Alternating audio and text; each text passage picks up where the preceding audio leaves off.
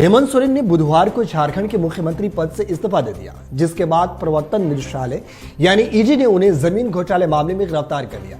भूमि घोटाले से जुड़े धन शोधन मामले में ईडी द्वारा लगभग 7 घंटे तक पूछताछ किए जाने के बाद सोरेन ने राजभवन में राज्यपाल सीपी राधाकृष्णन को अपना इस्तीफा सौंप दिया।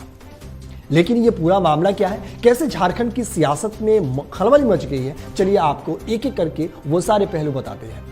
जून 19, 2022 में रांची के बरायतू पुलिस थाने में एक एफआईआर दर्ज हुई थी। ये एफआईआर रांची नगर निगम के टैक्स कलेक्टर दिलीप शर्मा की ओर से दर्ज कराई गई थी।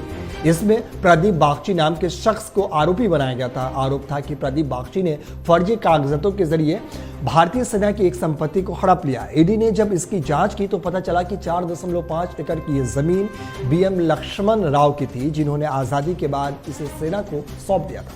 वहीं अप्रैल 2023 में ईडी ने प्रदीप बागची समेत 7 आरोपियों को मामले में गिरफ्तार किया था। जिन 7 को गिरफ्तार किया गया था उनमें से 2 अफसर अली और भानु प्रताप सरकारी कर्मचारी थे। अफसर अली सरकारी अस्पताल में ग्रेड 3 के कर्मचारी हैं, जबकि Bhanu Pratap revenue sub inspector थे। बाकी सभी लैंड माफिया से जुड़े थे और फर्जी दस्तावेजों के जरिए जमीनों की बिक्री में शामिल थे।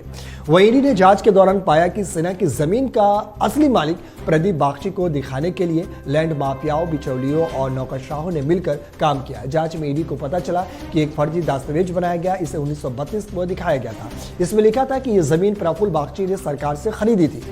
90 साल बाद 2021 में प्रफुल्ल बागची के बेटे प्रदीप बागची ने यह जमीन कोलकाता की जगतबंधु टी एस्टेट लिमिटेड को बेच दी। जगतबंधु टी एस्टेट के डायरेक्टर दिलीप घोष हैं, लेकिन जांच में पता चला कि जमीन असल में अमित अग्रवाल नाम के शख्स को मिली है। अमित अग्रवाल कथित तौर पर मुख्यमंत्री हेमंत सोरेन के करीबी बताया जा रहा है। पिछले साल जून में ईडी ने दिलीप घोष और अमित अग्रवाल को गिरफ्तार कर लिया था।